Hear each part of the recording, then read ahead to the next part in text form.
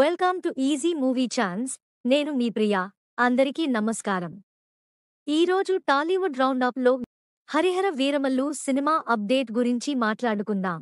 Telugu star Pawan Kalyan నటించిన హరిహర వీరమల్లు చిత్రం trailer విడుదలైన కొన్ని రోజులకే షెడ్యూల్ ప్రకారం విడుదలకు కేవలం 3 వారాల ముందు పార్ట్ 1 వివాదంలో చిక్కుకుంది. ఈ సంవత్సరం అత్యంత ఆసక్తిగా ఎదురుచూస్తున్న తెలుగు చిత్రాలలో ఒకటైన హరిహర వీరమల్లు తమ గౌరవనీయులైన హీరోలలో ఒకరి వారసత్వాన్ని వక్రీకరించిందని బహుజన సమాజం నుండి విమర్శలను ఎదుర్కొంది.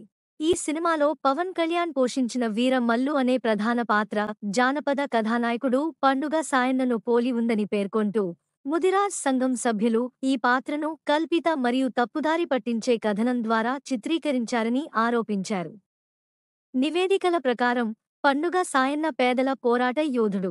వారు 19వ శతాబ్దంలో నిజాం కాలంలో భూస్వామ్య వ్యవస్థలు మరియు దేశ్ముఖ్లు, పటేళ్లు మరియు జమీందార్ల అణచివేత పాలనకు వ్యతిరేకంగా పోరాడారు.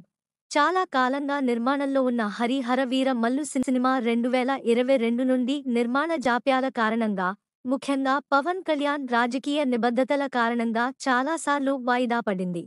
చాలాసార్లు వాయిదా పడిన తర్వాత ఈ సినిమా ఇప్పుడు జూలై 24న విడుదల కానుంది.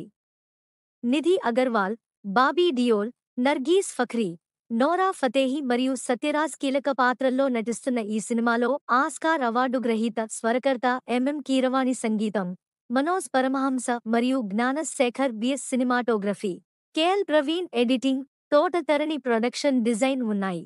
నెక్స్ట్ టాలీవుడ్ రౌండప్లో ఇంకో సినిమా గురించి మాట్లాడుకుందాం. Thank you for watching. మీలో చాలామంది నా వీడియోస్ చూస్తున్నారు కానీ సబ్స్క్రైబ్ చేయట్లేదు.